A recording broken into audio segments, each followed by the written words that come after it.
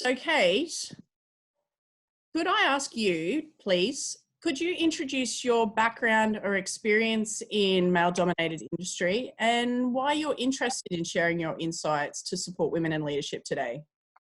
Absolutely. Look, I did a double major in psychology at UQ many years ago. And for me, at age 21, I had the opportunity to defer my master's and go traveling around the world.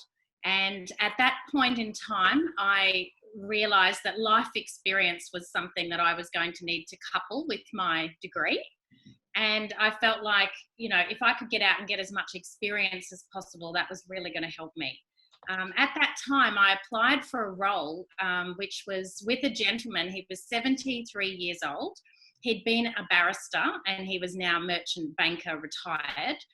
But more than that, he was a depressed alcoholic who'd lost his wife to a poisonous blood transfusion on the operating table. And so I had learnt all this theory at university, and this is the first time I'd ever met someone very angry.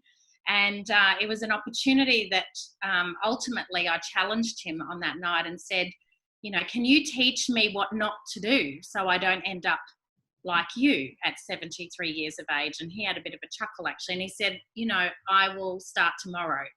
And that was the first time I had ever experienced mentoring. And his agenda was simply one thing. He wanted to teach me how to think. Now, I'd been to university. I had always strived at school. I was the good girl. I, studied really hard. I'm the youngest of 6 kids. And so I had always learned how to think about what other people wanted me to say, as opposed to learning how to think.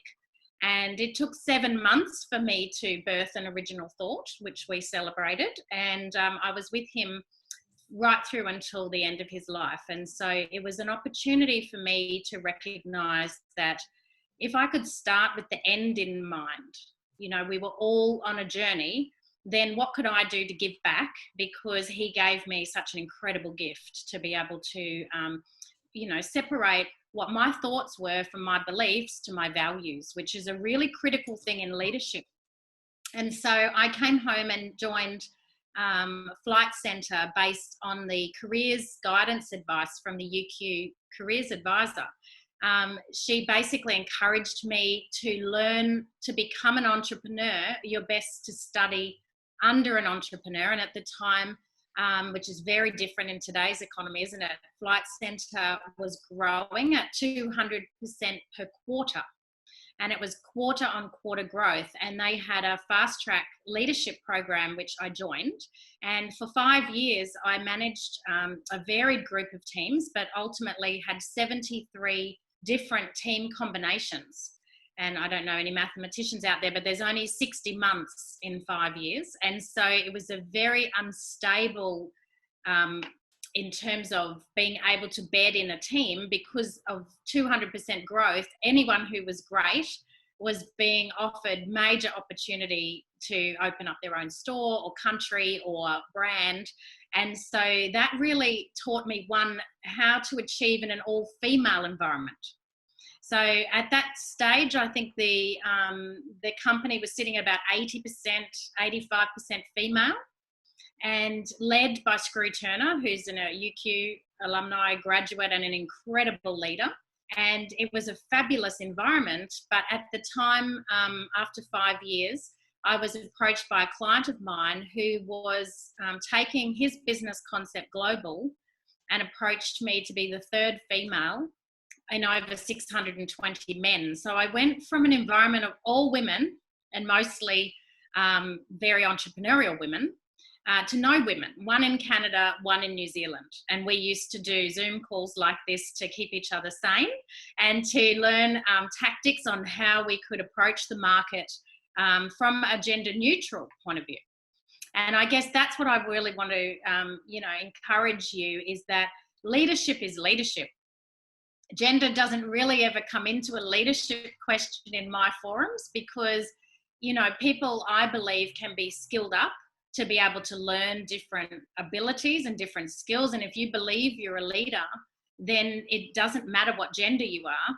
It matters what leadership principles you're applying and your self-image of yourself. And I recognized early on in my career that that was unique. There was a lot of women that were, you know, saying to me they were suffering all sorts of challenges, and thinking that it was a female gender thing. And I said, well, I think it's just a leadership success principle thing, and it wouldn't matter what gender you were. And that sort of started me talking about couples, couples in business, empowerment, because I met a lot of men who were married to strong women, and, you know, helping them to become more empowered in their relationship helped their relationships to grow. Just like I met very strong men who were married to women who wanted to be empowered, and then we started all different types of relationships, males and males, females and females, and all sorts of different combinations, and realizing that there can simply be no right or wrong.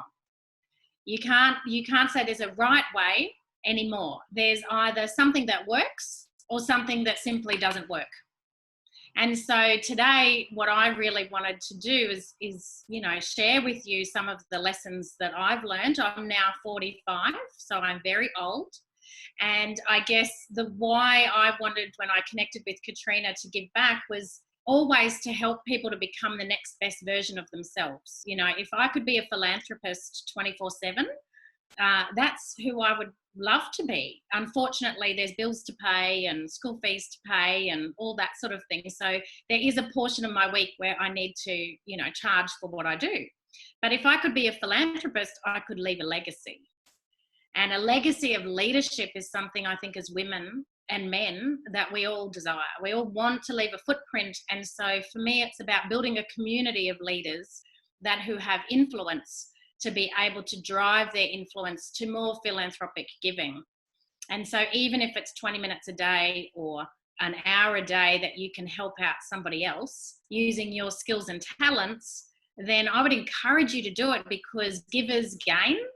And the more that I've given to philanthropic projects and given of my time and my expertise, the more happy and fulfilled I am. So, you know, I'm here to be completely open. So any questions that you want to ask, please don't be afraid. I've had all sorts of curly questions given to me by Katrina at lunch in preparation, and so I'm not afraid. If you've got something from your past or something present that's challenging you, then I'm here to serve you. So whatever you would like to hear about today, I encourage you to send it through on the chat, and we can handle that in the next hour or so. So Kate, let us begin. So just to reinforce what Kate was saying, please do start sending your questions through. We will have time in about 20 minutes or so to answer any of your questions. As Kate said, we've already gone through a couple of questions I can't wait to hear. Kate, just to, you know, a nice soft question to start off with, but what advice would you give to your 18-year-old self? 18-year-old self. You know, I still feel 18. I can remember my 18th so clearly. I think that, you know, the advice that I'd give myself would be to master my strengths and leverage my weaknesses.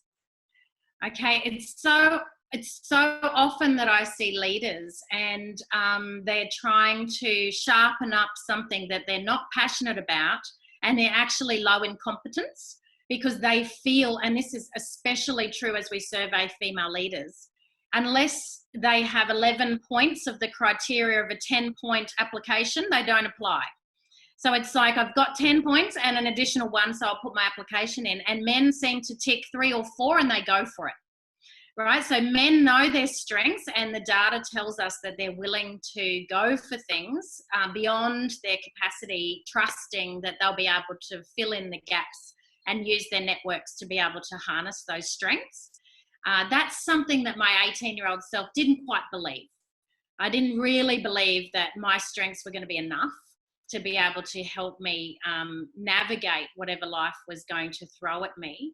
But I absolutely have started to learn that the environment that we place ourselves in is one of the biggest strengths. You know, UQ is an incredible environment that you've planted yourself in. It's an environment of abundance. It's an environment of love and knowledge. And, you know, there's people that really all the way through my career have been able to help me. And so whether or not it's leveraging through contacts or leveraging through skills, even though I might have a weakness, like I was really never going to ever become a lawyer or an accountant. Imagine thinking of own a business and imagining you have to go get a law degree first. You don't. You just pay a lawyer to be able to do everything in the legal administrative part of your business, and you pay them an hourly rate, and then they go away. They come in and they go away. They come in and they go away. And it's the same in every aspect of life. My 18-year-old self, I guess, started to learn that in that I got a job in retail, and I used to have a fellow class member be able to access my staff discounts for an exchange of typing up some of my assignments. And so I would even at 18 years old and 19 years old, I realized that, you know, that 45% discount was of value to somebody. And if I could use my, you know, management retail discount, then I could buy back time. And so it's simple things like that. You know, now I look at how I work within my family, and I use my strengths. So my strengths are, you know, I can communicate in a certain way with my mother, but my sister, who's 8 years older, communicates in a different, perhaps better way. And so sometimes it's better to talk to her, to talk to my mum, to get back to me, to let me know what I should do. And so use your strengths. Don't try to change who you are. Utilize the people in your networks that perhaps get better results.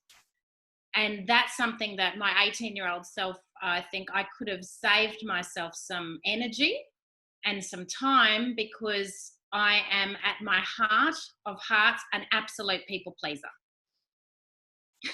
So that's something I would encourage you. Good advice. I think there's a few of us who are people pleasers, right? Yeah. Yep. That's it. I've got a quick question here from, I just wanted to start including some of the questions, Kate, that because I think some of the students are asking some really great questions. Nova, thank you, has asked, have you ever faced difficult times, and what did you do to tackle that? Absolutely. Oh my goodness. And I think, you know, every life has difficult times. I guess from a commercial perspective, when I first had my most difficult time was probably September 11. Waking up, my neighbour woke me up at 2 o'clock in the morning. You know, get out of bed, check out the TV. I thought he had gone insane. Nowhere in my consciousness had I thought that the Twin Towers would tumble. What ended up happening was, you know, at that time I had $7 million turnover businesses. I employed 7 full-time team, and, you know, we had 1,000 customers displaced all around the world. And so our first sort of instance was to get into the office about 3:30 in the morning and just see whether or not we could secure them to get back safely inbound into Australia. Only to be told, as soon as we sort of realised, you know, that we could pull this together, that Ansett collapsed, was our major partner airline in Australia. And the collapsing of our major partner airline meant we had thousands of people without any way to be able to commute or get there. As on top of that, the supply chain started to break down. So there weren't any commissions that could be paid for rework, and the insurance companies had never dealt with this. So my team was saying, will we be paid? Will we be paid for this? And so as a business owner, you have to sort of recognize this is bigger than me. This is out of my control. And then, of course, just when we started to, you know, really identify where our opportunities were and to thrive through that phase, the first version of what we're experiencing today happened, which was SARS. The whole of Asia was completely isolated and shut down. So they had, you know, in terms of challenges from a commercial point of view and being able to lead through that process, it was very important that we had real-time communication that was authentic. I left there and went into this world's largest coaching organisation, and I had built up a team in Queensland that basically from the Sunshine Coast to the Gold Coast. I had 11 franchisees with 90 clients. And during giving birth to my first child, they cut all my franchise agreements, just let them go free. And that was an interesting time. So when you're vulnerable, which, you know, as a female, there's most things you can delegate, but giving birth I found was very difficult to delegate. Somebody had to give birth, and that had to be me. And so there wasn't anyone else that could do that portion for me. And, you know, within 6 weeks, I was in mediation trying to secure cash flow to be able to trade through that situation and to be able to handle, you know, the difficult conversations with those business partners that had, you know, in some ways betrayed me and my confidence, and still build trust in the process to be able to service my 90 clients who still belong to me legally. So, you know, challenges, personal challenges. My husband last year had 36 surgeries from skin cancers, which put him out for probably, you know, 4 to 5 months while we're waiting on results of melanomas or BCCs, and, you know, 3 kids through school. And so I think challenge is not just something that I've endured. I think I've started to learn how to embrace it. Embrace the challenge, because as a leader, every opportunity that you can see in front of you is something to be grateful for. And through each of those opportunities, I've been able to surround myself by really, really innovative, creative thinkers. I always go for someone who's very funny.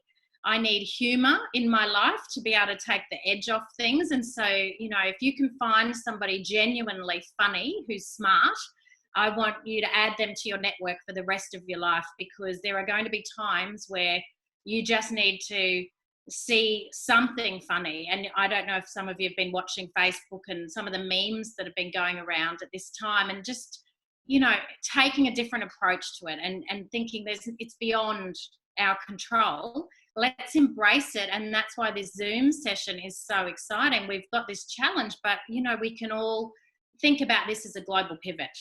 It could be an opportunity. How can we embrace this as an opportunity? Very timely advice there, Kate. Thank you. Yeah. We'll just quickly skip back to some of the other questions we had discussed, and then thank you, everybody. We're getting heaps of really great questions through, and we will certainly address them. So, Kate, I know this was something that you and I had discussed briefly just before, and it sounds fantastic. We've heard a lot about syndromes, you know, when we're talking about this women in the workplace or this, you know, workplace equality. But what are some of the syndromes we should be aware of so we can catch ourselves and embrace it? Love that question, because, you know, the first time that I was at I think it was a fireside chat for Westpac. So I won an award with Westpac, and they invited us in to be able to connect, and they were talking about imposter syndrome.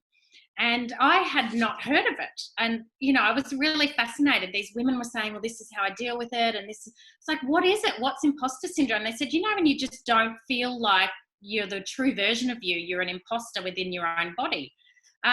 Because I had grown up, you know, with 3 older brothers, I think they either beat that out of me. I don't know what happened, but you had to fight for every thought that you ever had, or any direction that you wanted to grow with. So to me, the solution was just, well, what do you want? And you've got to go after it. Like, you can't be afraid. And so I would challenge my clients to do 4 things that they were really afraid of every year. Whether you are the type of person you want to go get them all done in the first week of the year, or whether you want to do 1 a quarter, or, you know, but to me, it was about recognizing that if I felt like an imposter, there must be fear here. And so the best thing that I would encourage is to be authentic around that and state your fear, and then get coaching to be able to overcome it. You know, if a fear is cropping up, you know, ask yourself the question, you know, why are you giving that any kind of power? And if so, where's the secondary gain for you? See, sometimes, and I've experienced a secondary gain. When I joined the group of coaches, they sent us away for 10 days of indoctrination, and we were, food deprived, and we had all sorts of physical challenges. And one of them was this high ropes course. Now, I don't particularly like heights. That's not something I would go do on a weekend for fun. And so we were up on the treetops and, going through this high ropes thing. And I could feel myself turn on this real feminine energy. I'm scared, I'm scared, I'm scared, I'm scared. And everyone was, come on, Kate, you can do it, you can do it, you can do it. And I caught myself in that moment thinking, that's imposter syndrome. I'm not actually as scared as what I'm making out. I was getting more attention to be scared. Okay, so there was all these dominant alpha males all like, Kate's amazing, look at her conquering her fear. And when I actually went into it and analysed it, I recognised the secondary gain of sometimes saying I'm scared was partly trying to suck people in to do it for me so I didn't have to do it myself. And that was the imposter syndrome that I had to deal with. Was my husband had always called me out on that stuff. I think that's why I married him. I met him at 21 and I'd say I'm scared and he's like, a lot of rubbish, just go do it. And he'd walk away. So I never got the attention and I'd just face my fears. The real syndrome that I suffer from, and I've never heard anyone talk about it in public. So I don't know if you've ever heard of this, but it's Cinderella syndrome. And I read about it and I started laughing because what I found myself in a pattern of is, Cinderella can go to the ball, but only after she's done all her jobs. And so on a really busy day, if I was having very, very intense stress, what I would find myself going into was cleaning frenzies, absolute perfectionist, needing my children to be, on top of things, school bags unpacked, lunch boxes on the thing, everything had to be perfect. Ironed all my shirts, ironed everything, cleaned the toilet, mopped the floors. It seemed a really interesting thing. And yet, as I've started to share that with a lot of my high performing clients, they say it's a perfectionist trait that when we're trying to be perfect, we think we have to have all of our T's crossed and our I's dotted exactly to be believed. And so that was something that resonated far more to me, was this Cinderella complex. And so I love how you said aware. To me, I have to become aware of it. My family challenge me on it all the time and say, oh, you're right. you're going to talk to these UQ students. They'll know that, somebody's left an extension cord out or something, let's get a grip, mum, So Cinderella syndrome, I don't know if anyone's ever heard of it, but if you suffer, please put on the chat. I understand where you're coming from.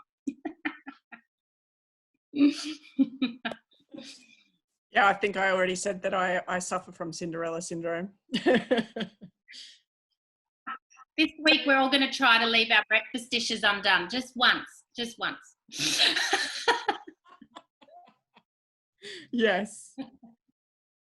So we had touched on a little bit before, but I wonder if we could unpack a little bit more about women being more aware of that capacity for them to always think, oh, actually, I need to know more than what I need to know to put my hand up for other opportunities. But I wonder if you could provide some solutions potentially, Kate, on what we could do to encourage people to allow them to put their hands up for opportunities before they feel ready.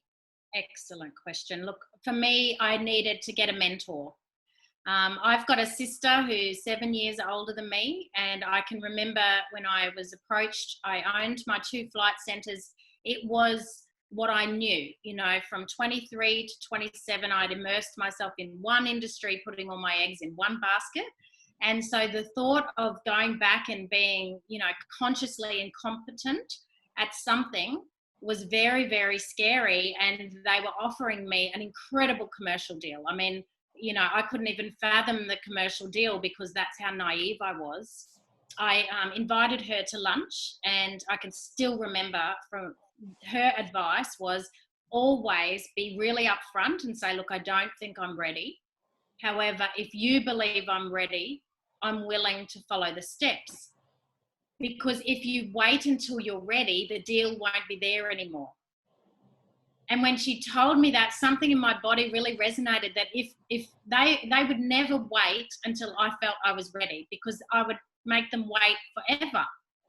I never felt like I was going to be ready. And, you know, that mentor, I find, is the critical thing. If you've got somebody you can take out to lunch, take out to dinner, get on the phone with and say, look, I've been given an opportunity. This seems to me to be, you know, I've done a SWOT analysis. At least I've looked at the strengths of the idea and I've looked at the weaknesses of the idea. Could we together explore the opportunity and the threat? And at the end of this lunch, she was able to put to me a plan, because she could think rationally. And I went to the head of my organisation at that time and just said, look, this is the opportunity. And they said, you know what, the worst case scenario is you just come back. Give it a year and just come back. We would always welcome you with open arms. And it was, that freed me, to having the mentors and being honest and authentic, to say, look, you know, I don't know that I'm ready, but somebody's, you know, asked me to take on a different division or to manage before you're ready, or, you know, to be able to lead in a sporting community, coach an individual, just any opportunity you're given, whether it's a formal position or an unpaid position volunteering. I would really encourage, my daughter is 14 at the moment and she has been given a leadership role. And, you know, we as parents just say, look, this is an opportunity for you to learn your strengths and we can discuss any issues that you have. And, you know, the feedback is she's just going from strength to strength. So I think the younger you can step up into leadership positions, when you are moving through your 30s, it's going to be really important that you've learnt your leadership style and your voice. And that can only be learnt when you're at the front helping a group of people to follow you. So I would just encourage you to get a mentor, somebody who can see for you what you can't see for you, that's got great best interest for you. No commercial gain, just because they really love you, they value you, and they can see you maybe a little bit of variety is what you need. So that would be my advice. Okay, so, excuse me, frog in my throat. So we've just spoken about putting your hands up for opportunities. What are some of the steps you would suggest to put an actual action plan in place? Yeah, you know, I thought about this at length yesterday before this call, because one of the things, Katrina, that I recognised when I went into the workplace was I assumed everybody had the highest intention, and that they all wanted to be philanthropists, giving off their time for free, creating legacies, you know, to build communities and to have influence, and it just ain't so. Right. So I had to realise that if I was going to work on a future that was going to create that I needed to train people on what collaboration actually was. Because, you know, we were all saying we need to collaborate, but where do we go to collaboration school? You know, and how do we learn what the steps to collaborate in an action plan looks like? You know, to give you an example, I've got a very dear friend who, she has got 3 kids. She is a leader within one of the companies that everyone's been asked to step down. And her colleague said to her, look, my husband's not in the industry, your partner is. You take my job and I'll take 4 months unpaid leave. That's collaboration. Right? That's looking around to see how can I serve people. And, you know, if that means reframing it. So this lady said, look, I have never had a 4-month period where I could be with my kids and that I could just invest time as a mum. You know, we've got the savings there. This is the opportunity that I can do something for others. And the way that she could contribute was to be able to hand her role safely to someone else who could amalgamate the 2 roles, keep their value, and then in 4 months just step back in. That's collaboration. And yet, you know, hands up who gets a bit scared at thinking, oh, I just have to not get paid for 4 months. There's not a lot of people that can. So I sent through a document that I wanted to attach to this, because I want you to each see, this is my roadmap. This is when I go into organisations that are struggling with collaboration. I basically say, look, at the top of the mountain, where we're going to end up is at level 10. That's where we want to be as a team. We want to really be thinking level 10, which means, you know, if you're going to move from the basement to the penthouse, there's a good chance you have to do a few things. You know, it costs a bit more to live in the penthouse. There's fewer people in the penthouse. You have to leave some people behind and some limiting beliefs behind. And so for me, the way that I look at it is, if somebody's not at the top of the mountain, where are they? Okay, so we sort of do a reverse process. We say, have you identified that you're an expert? Because it's far better to collaborate. Like Katrina is an expert of Zoom as far as I'm concerned. I am a participant on Zoom today. And so if we can all understand who's the expert in the room and what their expertise is, and we respect and value that person, we're going to have a better shot at building a really collaborative team. Because at each point, we're going to need an expert at certain points within our business. If people don't recognize that there's experts and they don't have expertise, what we do is we get them firstly to start thinking about, if you knew something wow about yourself, like what are you fantastic at? What is your wow quotient that when you show up, you bring that element of wow? And if we can use emotional intelligence to then identify what that wow looks like, we've got a shot at identifying where your expertise is. Because sometimes people just don't collaborate because nobody's ever said, wow, you're good at that. You know, I can still remember the first time I had an employee sit me down and give me a reverse appraisal and say, wow, you are so good at handling conflict. And no one had ever identified that. And I ended up building on that. I said, of the whole company, if there's any conflict, send it to me. I want to develop this as a skill. Now that led to my global coaching business, which deals with conflict every day. So, you know, what are you wow at?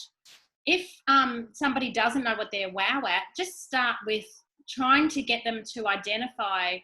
In a business sense, there is normally directorship. So even when I was in a retail space, my role was sales. So retail sales. I worked in a company called East Coast. It was like Just Jeans, I guess, in the modern day. But I really honed my ability from my sales position to get into a management position whilst I was at university. From there, I understood the vision and the plan of the entity or the company, and I could offer my cultural expertise from my psychology degree to be able to help in that position. And so it identified me as someone that knew her strengths, but also if they needed somebody to step up sales in a certain position, I could be moved from store to store to influence the culture. So even though it was kind of like a part-time gig while I was full-time at uni, I really understood collaboration is, am I implementing what I'm good at? What can I take the folder of in directorships? For some of you, it might be IT. It might be finance. You might be exceptional at marketing. It might be an operational role. Like, think about in your life now how you can really develop that skill and move into a management opportunity as soon as possible. If people fall, they're not level 7, they're still not at directorships, we drop down to level 6. There is a fabulous book that I encourage every leader to purchase, and it's called 64 Success Principles by Jack Canfield. Now, isn't it great to know that there's 64 and only 64 and never going to be any more than 64? Jack Canfield identified when he was the general manager of GE that some businesses were not functioning to success principles. I would challenge you, some families are not functioning in success principles. And so for me, I got the book. I didn't just get the book. I read the book. I didn't just read the book. I took notes on the book. And then I summarized all the success principles on one page going into the middle with some little candles at the in the middle that I laminated. And I take that from company to company and we audit We give each leader, each participant the opportunity to audit their success principles and say, which ones do you have no idea what they mean? Circle them in a big red circle. Green means these are the ones I use all the time. And, there might be 3 that you want to identify that you need to work on. So this has been a really great pathway for me to recognize that when I work with a leader, do you understand you can only do what you are? You can't plant a pumpkin seed and wish for an apple tree. Does everyone, that thinking was really important to me. Mr. Zollinger taught me very early on that I am what I think about. And so every day we spent time reading the Financial Review, debating, articulating problems of the world and working on paradigms and processes. And he had me to understand that lower class people talk about others. Upper class people talk about concepts and paradigms. Where am I investing my time? And it just, when I got back to Australia after 1.5 years of thinking and immersing myself in paradigms and political thinking and having someone so articulate to be able to challenge me on my thinking, I didn't realize that just 1.5 years away from my peers would have such a huge influence on who I was going to become. They were buying Prada handbags and I was buying managed funds. They were out drinking all this alcohol and I was at home reading success principles and, join them for 1 or 2 drinks. Everything changed when I started to realize that I can only do what I am. And so who am I becoming is more important than what I have. And I think we're going to see that in this next season, in the next 4 months, when you get together with people, you're going to realize that loyalty trumps skill. See, I would far rather invest in my virtual assistants that are not even on contracts, they're not employees, because I'm loyal. I'm loyal to their needs and I'm loyal to but they don't need a contract with me to know I'm loyal to them. And loyalty will always trump skill. So I would encourage you, there's another great leader called Coach Wooden, and he has got his pyramid for success, and it took him 17 years to learn how to be the best coach in the world. And he has got this wonderful pyramid of selling, and the book you can get from Borders. I make my kids look at it all the time. He launched this at 100 years old. So do you think someone who's 100 might have something to teach us youngsters? And the other thing I love about it is that he's got this pyramid that's family friendly, but it's also commercially friendly. So I'd really encourage everybody to look up Coach John Wooden, Pyramid of Success, or just shoot me a LinkedIn or Instagram or something and I can send it over to you. Because for me, understanding loyalty trumps skill meant I needed to know myself. Am I loyal? Who am I loyal to? What environments produce loyalty? What identity do I need to affirm to become more loyal? And that shows in my behavior. And so a wonderful coach, level 2, we would say collaboration, is when everyone's stressed. I don't know if, and you can just go outside today and you can feel what stress feels like. You could turn the TV on and feel what stress feels like. So we're living in a world where at the moment we have got level 2 collaboration in a lot of environments. And she taught me that, it's not about right or wrong. There's no right way to behave that's going to give us the right result that's going to commercially succeed. What we need to understand, as in your lives, you are going to have peak moments and you are going to have trough moments. That's life. So as you're up in a peak, trust that at some point you want to put something away for a rainy day so that when you're in a trough, you've got some there. And then when you're in a trough, you want to comfort yourself by realizing the only way is up and you'll go back up again. So, if you can start to recognize that you will become wise when you experience no psychological stress. That's when you're wise. And that's why old people are wiser than young people, because you have to go through you know, a few of these seasons before the stress starts to lower. So don't avoid the stress, lean into the stress, get yourself a mentor who's 20 years older, 30 years older, 50 years older, that can tell you, oh, back in World War II, you know what I found when I had to kill everybody and save one person. And you think, okay, that's a bigger problem than I'm facing right now. And so when Mr. Zollinger used to tell me those stories, I couldn't even fathom the fear that he must have been going through, because essentially level one collaboration, and this is where I really found why people don't collaborate, is they don't know their strengths. They don't know this formula down here talks about a dynamic life is something where you have joy and happiness all the time, because you're using your God-given equipment. That's something only you have. And you add those to the success principles that Jack Canfield talked about. But the most important aspect of your plan for the future should start with a proper self-image.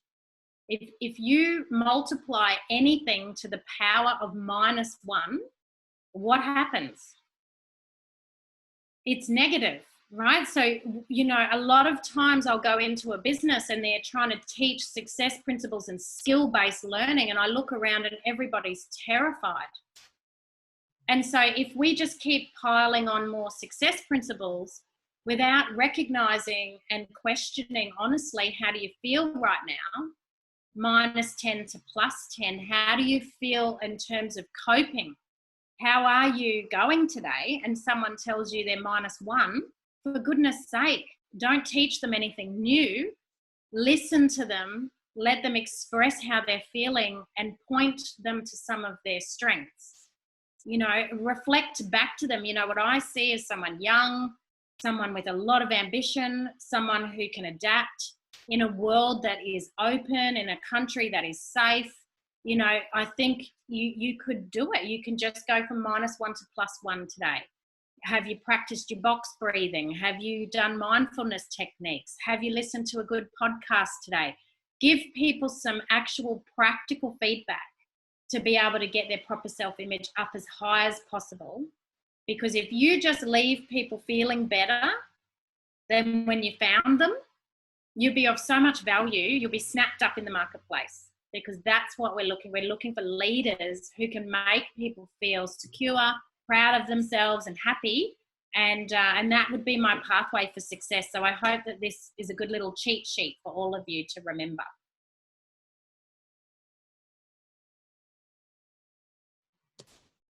Wouldn't let me unmute for a second there, sorry. That's all right. Thank you. That was brilliant.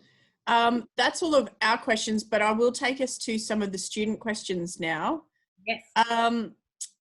Ria, thank you for your question.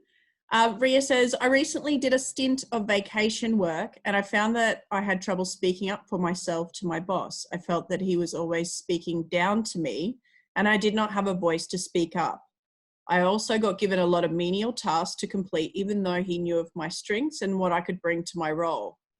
Just moving forward into full-time roles, how could Ria stop that from occurring again?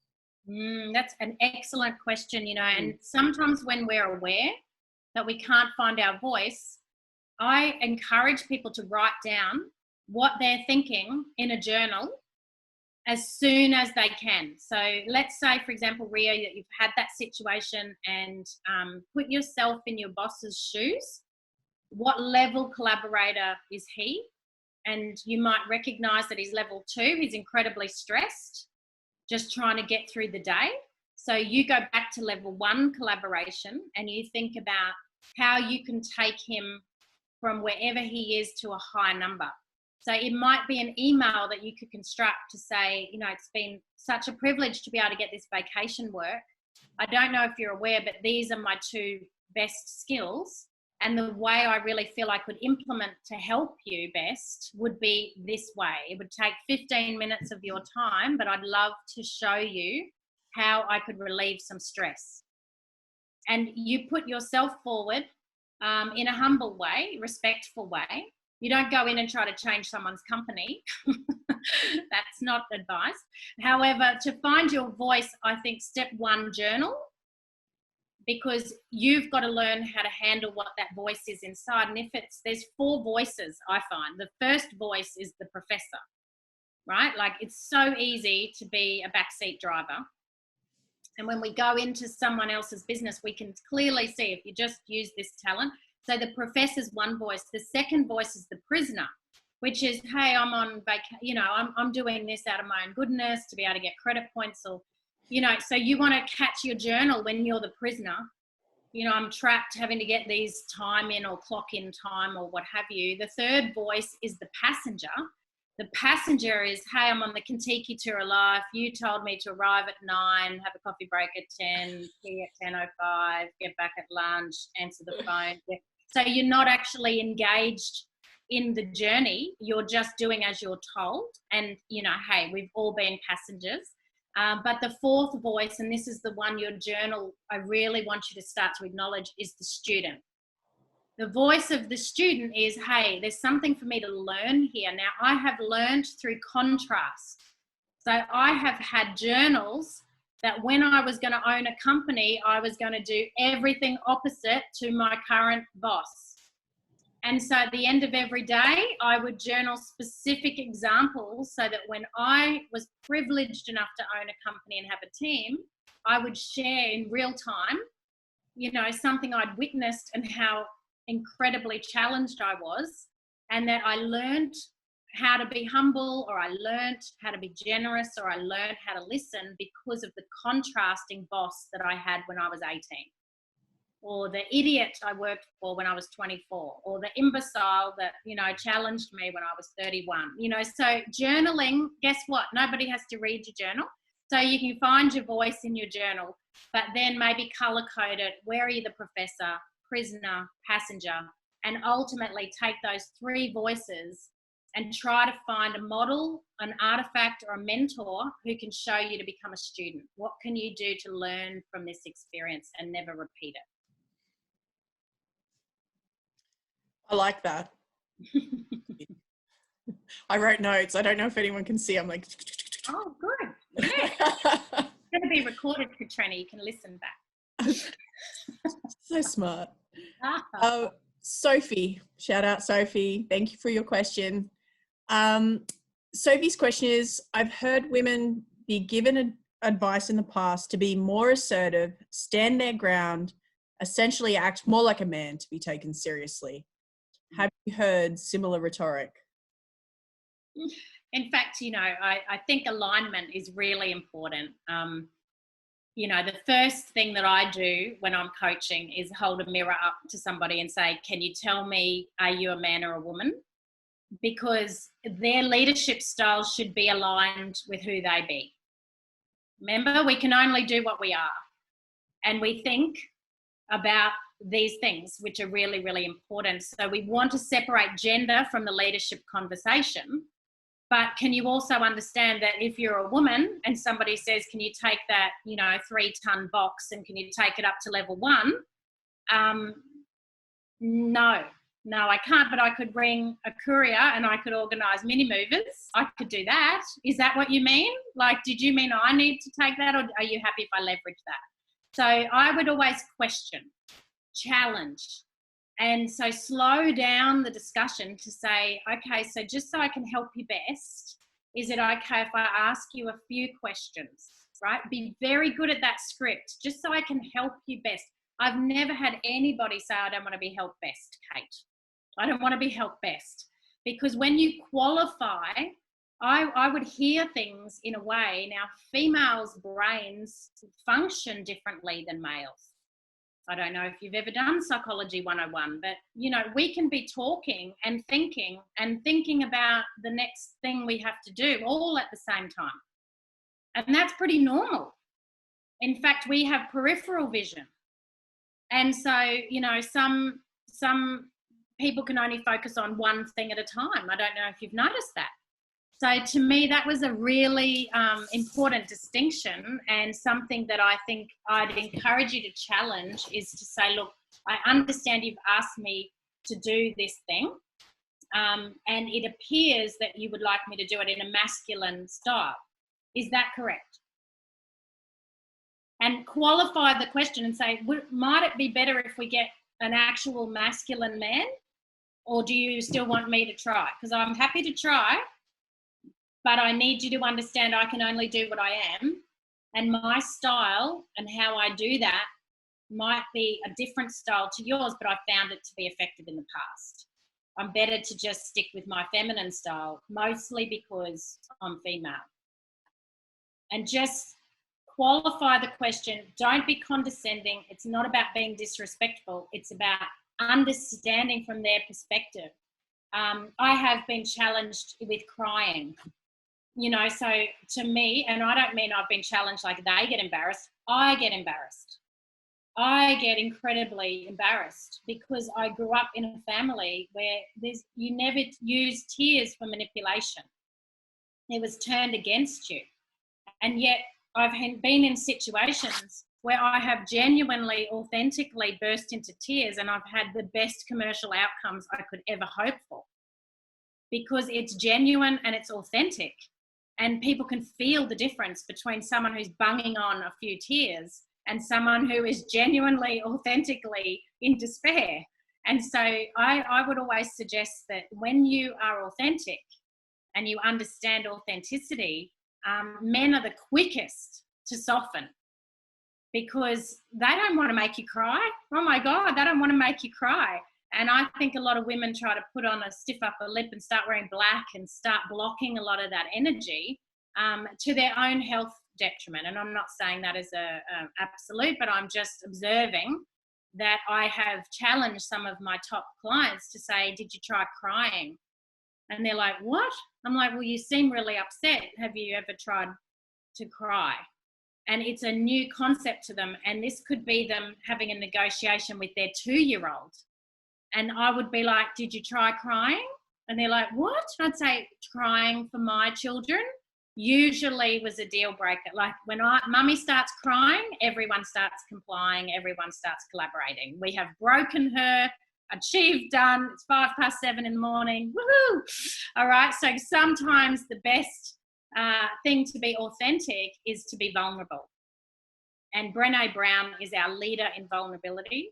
And there's no shame in being vulnerable. She talks about the strength in vulnerability and collaboration. And so, you know, next time you've had a challenge, I would encourage you to just download her ebook, listen to her TED Talks on your way home, and realize that, you know, sometimes these men who want us to man up, it's because they can't deal with their own stuff. It's not about you. Thanks, Kate. Okay, we have another one. Delilah, thank you. What do you do when you are in a work environment that is purely a boys' club and they judge you and look down on you because you are a woman, especially a woman of colour?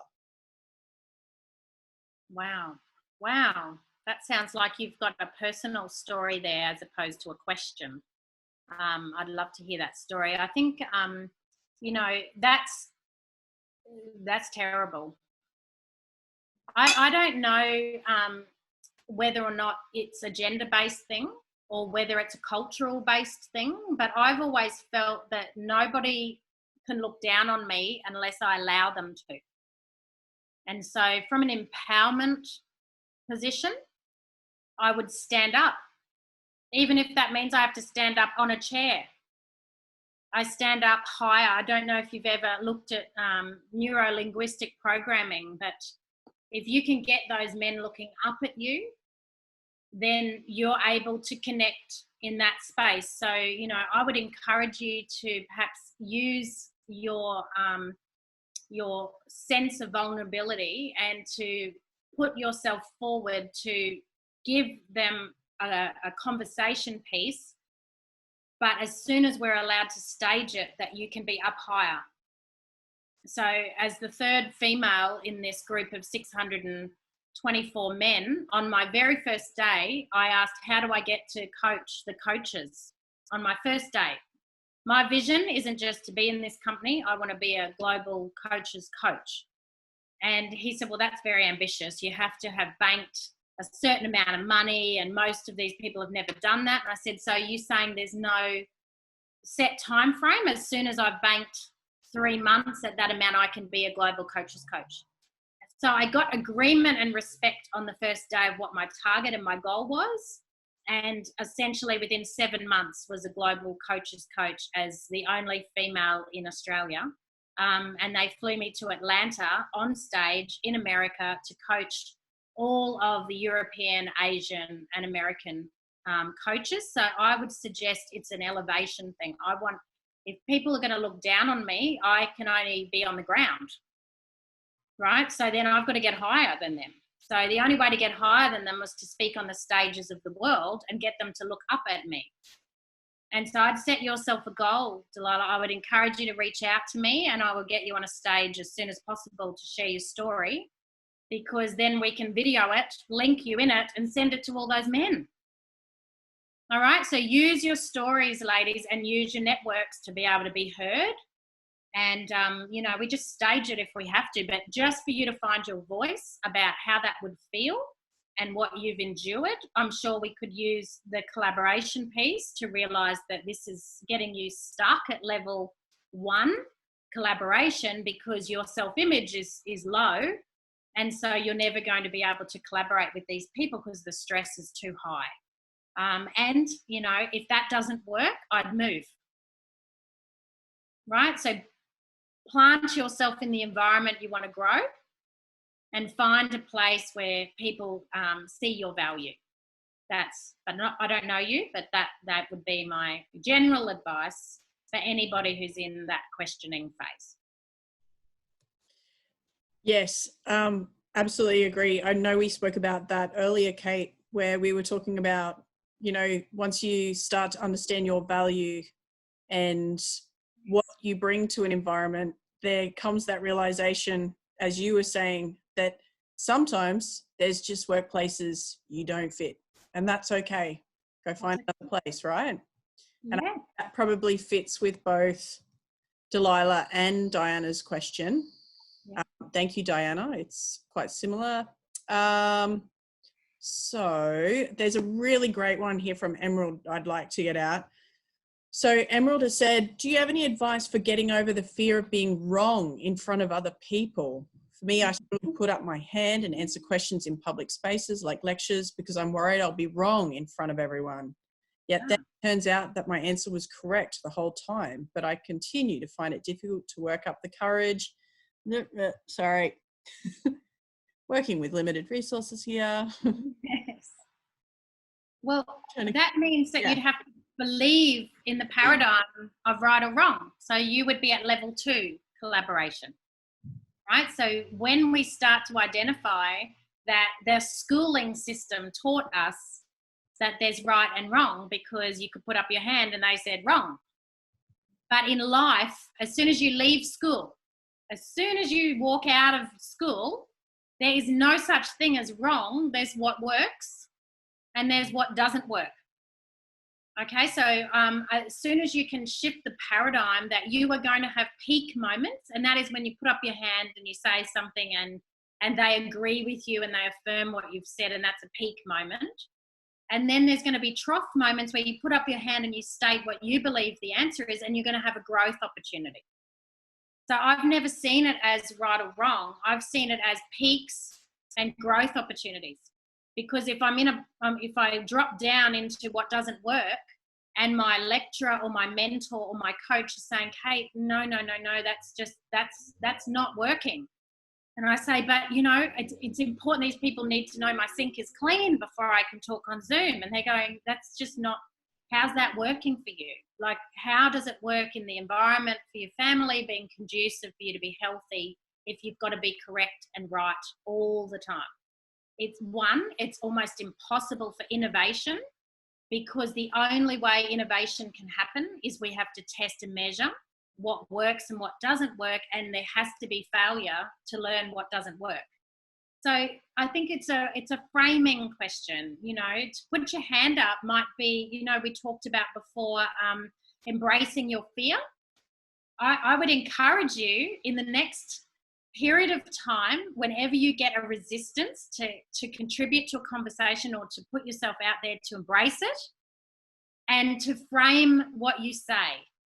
Okay, so sometimes an eloquent way to frame it is, look, I don't know if my thinking is quite as sharp as what I'd like it to be, but what I would like to acknowledge is this is what I think. Am I on the right page?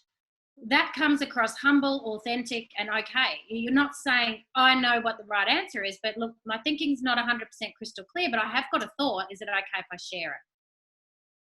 People say, yes, share your thought. You say, okay, well, my thinking would be, and then you share your thought. And if they say, oh, that's not been my experience, you say, oh, I'm so grateful I can eliminate that now. Why would that not work? Why would that not work? And you get your thoughts out there. You're not saying your thoughts wrong. You're saying, well, I'm thinking it would work in this environment. And they say, yes, but that's not all general environments. Yeah, I can understand that, but could it work? Could it work?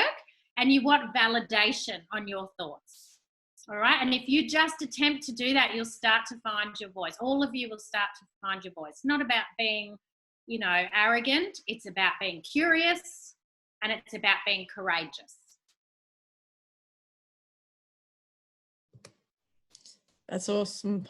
That's a very good advice, I think, Kate, for everybody. We have one last one from Charlotte. Sorry if I've said that incorrectly. Thank you for your question. I think it is a very valid question for what we're covering off today. So I study engineering, and in my discipline, there are both boys and girls, but majority boys, which I'm sure we understand. Some industries say they're meant to have 30% women representation.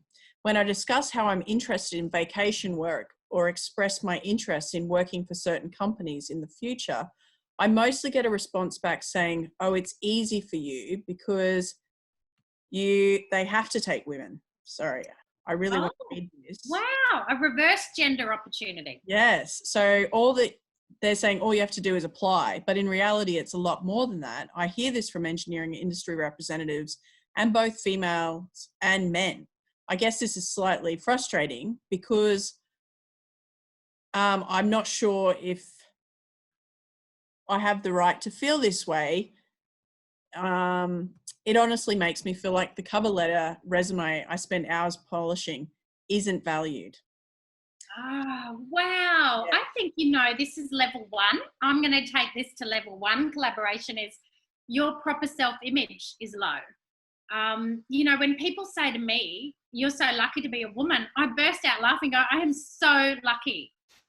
Oh my gosh, it is the best time to be a woman. It's like, there is the yellow brick road, jump on it, girls, and follow it all the way to Emerald Castle, right? We are in the best time. And yeah, right. Like, I feel so sad for you that you're a man. Can you feel sad for you that you're a man and you have to work so hard? Like, could you change the dialogue to be like, oh, poor you. Like, you're right. You're going to have to actually invest time writing a cover letter and standing out from the crowd. How do you expect to be able to do that? And it's talking about them. It's not about you. They're saying it's easy to be a female right now. That's what they're saying. So if you agree with them and you go, it is so much easier. I totally get it. We can have it all now. We can have it all.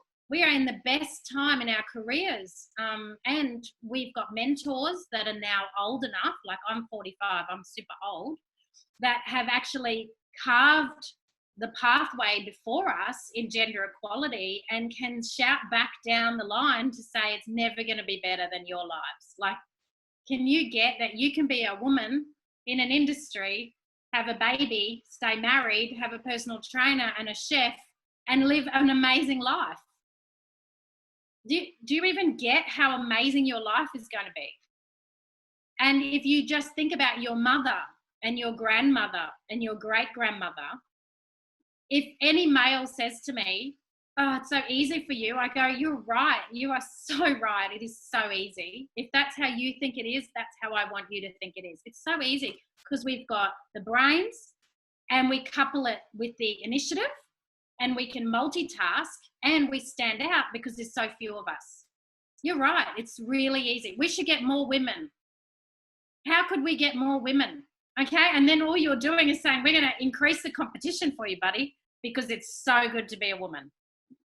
And so I would flip the conversation, lift your self-image, work on it every single day.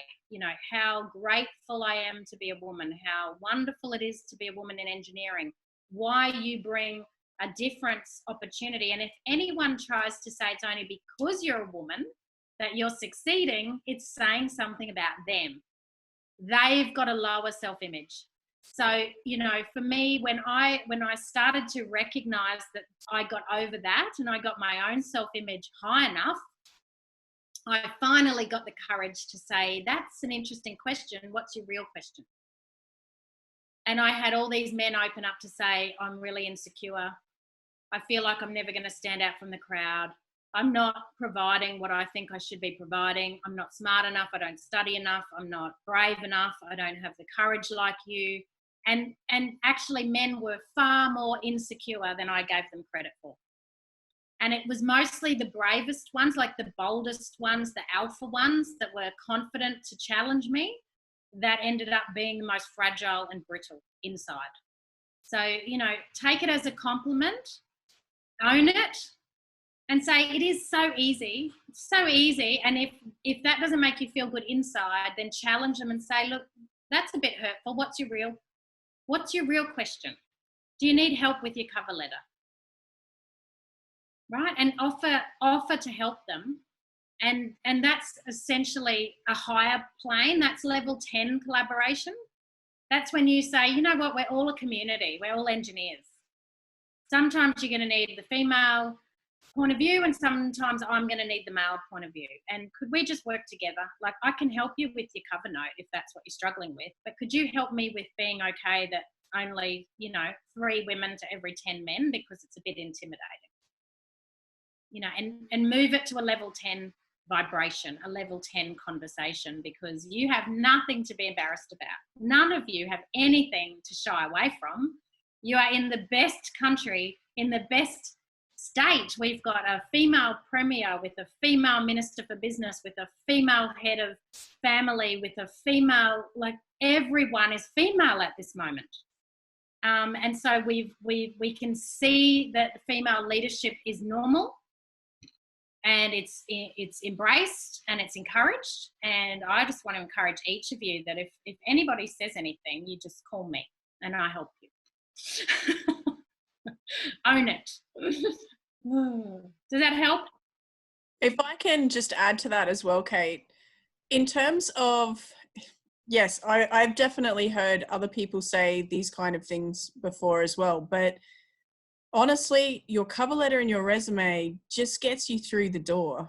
And it's being able to use your resume and your cover letter as those opportunities to reflect on what you've learned, and to be able to demonstrate that through your resume, that helps you into the interview, gets you the job, but also helps you in those first few weeks to be able to establish yourself. So I don't think that there is ever any lack of value in putting time into a really good application, because that kind of stuff is going to be able to get you across the line, but also be able to help you to stand out. Because, you know, guys will kind of go, oh, well, you know, you got your foot in the door because you know, you're a woman. But the truth is that you've got that ability to be able to say, well, I'm good because I've got this, not because I'm a woman, but because I've been able to demonstrate these skills. I've had this experience.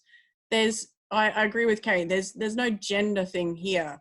Regardless of how you got yourself into the job, you still have to be able to prove yourself once you're there. Yes. Add value. You know, they say wealth is what you've got when you've got no money. So it's about adding value. And Yes. if you can add value to somebody, if they're being mean to you and you can see it, that hurting people hurt, and you just realize, oh, they've got a low self-image, I'm dealing with a level 1 collaborator, you could say, wow, I've never thought about it like that. You know, is that intimidating for you? That, you know, there's less roles? That must be a challenge. How are you feeling? And just go into a value role. You know, that I think if if you just try that and just give us some feedback as to how that works for you, it's got to feel comfortable in you. That's what's important. If anybody's raising an objection, it's normally somewhere in me, right? So that's where I go home and do the journaling. I have to listen to where in my voice is that imposter syndrome saying I'm not worthy or I'm not enough. Because if I can work on that voice that says, you know, there's X amount of jobs and, you know, absolutely we have to fill these jobs, and I'm going to go for the job that suits my needs above everything else. So, you know, it's, I don't even think it's a male thing. I think when you get into the workforce, you're going to learn it's woman against woman is way worse. Okay, so as I've climbed up into the higher echelons of leadership, I get much less pushback from men than I do from women. So, you know, I think you've just got to prepare yourself that it's small thinking. It's not a gender thing. It's a level 1 thing. And I prefer to hang out with people that are level 10. And so if someone's a level 1 thinker and they're going to compete and compare, you go, oh, that's interesting. And you just steer clear of them. Just steer clear of them. Make them feel good. And in however you can do that, and let them stay at level 1. And just, you know, don't pick on them. Don't talk behind their back. You know, don't engage. Just recognize they're level 1. And if you can take them from -1 to +1, -1 to +1 every time you see them, then you're doing them a favor. So it's a level 1 thing, not a gender thing. Yeah. So Kate, that actually very timely brings us to the end of the student questions. I guess, did you want to provide any final tips or key messages to any of I just really want to encourage you all to just embrace this next 4 to 6 weeks, months, whatever it's going to be, because by rejecting it, you're just, you know, it's not going to take you further. There's an opportunity here, I believe, that you can really dig into what your true strengths are and learn how to become the most adaptable versions of yourselves, because I don't think this is the first time we're going to see global transition in your lifetime. And this is kind of a practice run for Australia. So, you know, let's all be learning and be sponges and be students. And you getting on this Zoom call is a great example of that. So my takeaway would be, you know, stay students as long as you can in mindset. Even though you might be in a job or run a company or be married or giving birth or whatever you're doing, try to remain the student. There's something here I can learn. There's someone I can meet. Have an open mind, because to me, open-mindedness is the greatest asset out of everything. Great. So, sorry. Wrong one. Technical difficulties. Sorry. That's okay. We were going to talk. I've got an offer for you all too. Yes, which is what I'm getting to. It's like a steak knives offer. Free Zoom session and no. So, go. Sorry, everybody. Yeah, yay! Yay! Can you see? Yep. Yeah, absolutely. So what I wanted now, first of all, I have got a whole lot of resources on my website at kateosborne.com.au. And on Apple iPlay or Google, there's a free podcast series called Empowerment. So, you know, there's plenty of resource tools. But when I was talking with Katrina and I realized that we've got this unique time in history where, you know, the world might be going into a bit of lockdown, there's a profile that I do for very high-end leaders. And so I've been brought into state government, economic development, Griffith Uni, working with some of the heads of franchising. And we do what's called an authentic behavioural strengths profile, which teaches you what your actual strengths are, but it also talks about how you might be masking that to be able to protect yourself. So we have, in a battery test, we've got our raw data, and then we've got who we think we should be as a leader. And so I just wanted to offer that to you. It's normally $550. We go in and we do it, this profiling, but anyone in the UQ community, family and friends, if you would like to experience that, and we do a half an hour breakdown on Zoom to be able to help you to really identify what your natural strengths are and what your fear is, then you can really start to armor up and leverage what it is that is your weakness. And as I said, that would be the advice I'd give my 18-year-old self, is master my strengths, start to leverage my weaknesses and armor up my fear. So if anybody's interested in that, you get your one-page summary, you get the 30-minute Zoom session, and we've done it for a much more reduced price, $110. So I'd encourage anybody that would like to take what we've done today and make it unique to you, to get in touch with me. And you can do that by texting me, calling me, emailing me, link in with me, Instagram me, whatever way you would like to contact me. And I've kept that valid until April 30. Okay, so that leads us to, thank you, Kate. So further to what Kate has instigated, we've got both Kate's email address and also Kate's best contact number for you there. I just wanted to say thank you so much for giving us time today, Kate, and for being agile in this particular environment and allowing us to run a Zoom session when we weren't able to run our face-to-face industry panel last week. So I just wanted to say thank you from everybody who has been a part of the panel today and from myself. And hopefully we can engage with you again. So thanks very much, Kate, for your time today. My pleasure. Good luck, everybody. Thanks for participating. Thanks, Katrina. Thanks, everybody. What do we got? Chat. Sorry, now I'm just going through. I'm currently studying pharmaceutical studies.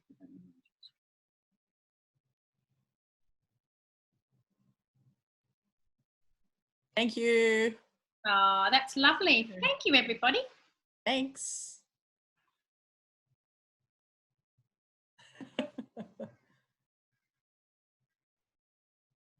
Thank you.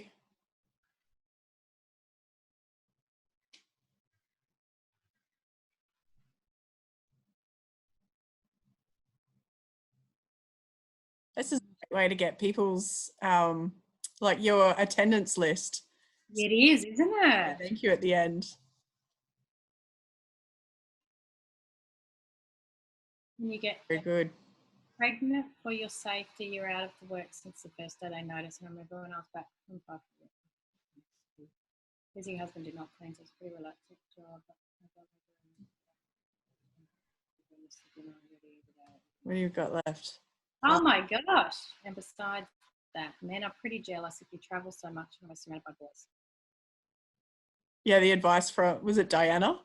Wow. But if they travel to do important jobs, you're rather raised kids clean.